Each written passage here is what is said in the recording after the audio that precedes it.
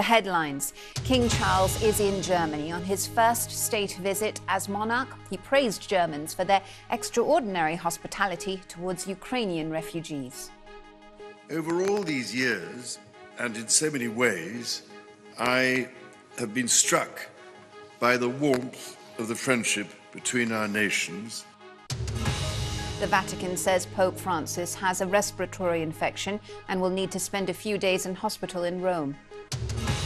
Outrage in Mexico as new details emerge about the fire that caused the death of 38 people at a migrant center.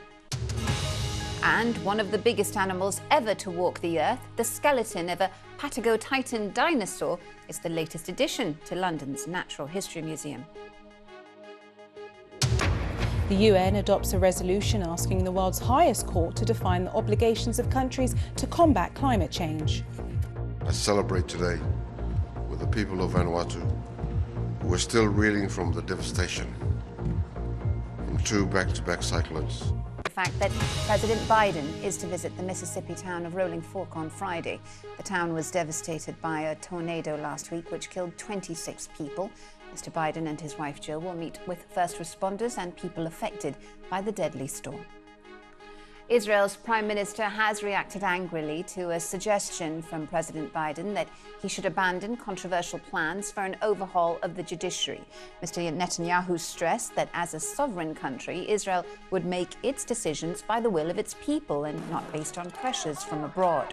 The reforms have resulted in weeks of mass protests across the country.